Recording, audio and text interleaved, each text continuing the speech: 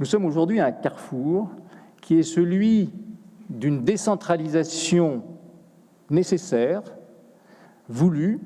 où l'on voit que les initiatives, et on le voit en particulier dans tout ce qui est énergie renouvelable, smart grid, enfin tout ce qui peut être intelligent, pas simplement les réseaux, mais même les villes, les quartiers, etc., tout ça, ça vient, la plupart du temps, du territoire. Et cette décentralisation qui se fait avec de nouveaux acteurs, de nouveaux entrants, de nouvelles entités,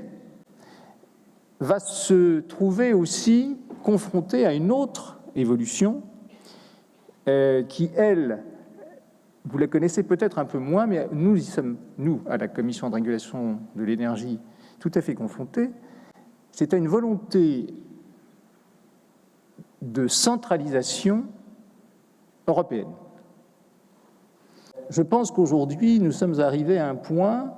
où il y a peut-être des dérives dans la construction européenne et dans le domaine de l'énergie en particulier, d'une volonté de centralisation au travers à la fois de la Commission européenne, mais également d'une agence que vous connaissez peut-être simplement de nom, qui s'appelle l'ACER, qui est l'agence de coopération des régulateurs européens.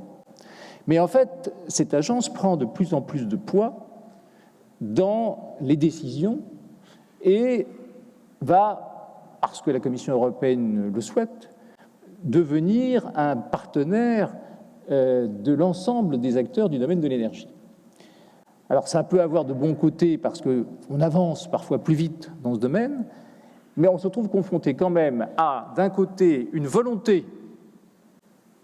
je dirais une volonté des peuples, et qu'on trouve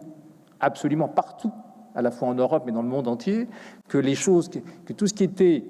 top-down devienne bottom-up, c'est-à-dire que ce soit plutôt la remontée des idées qui soit pris en compte, alors que d'un autre côté, vous avez une construction qui se fait de plus en plus top-down, avec, si je puis dire, nous au milieu, puisque la Creuse se trouve à l'intersection du dialogue avec ses partenaires au niveau des territoires, et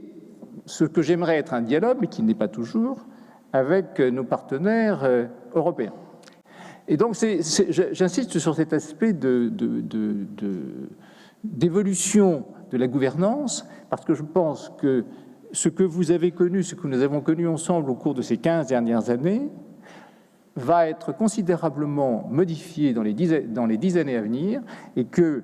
au-delà de l'avenir de l'Europe, qui est un sujet plus large que celui de l'énergie, mais je veux dire, ça en fait partie. C'est-à-dire comment va se construire l'Europe de l'énergie. Est-ce que ce sera une Europe de l'énergie construite par une vision technocratique vue du haut, ou est-ce que ce sera une construction de l'énergie avec l'ensemble des partenaires, en tenant compte de toute l'intelligence apportée par les territoires, ce qui ne veut pas dire qu'au niveau central, il ne faille pas aussi avoir cette vision. Je reviens sur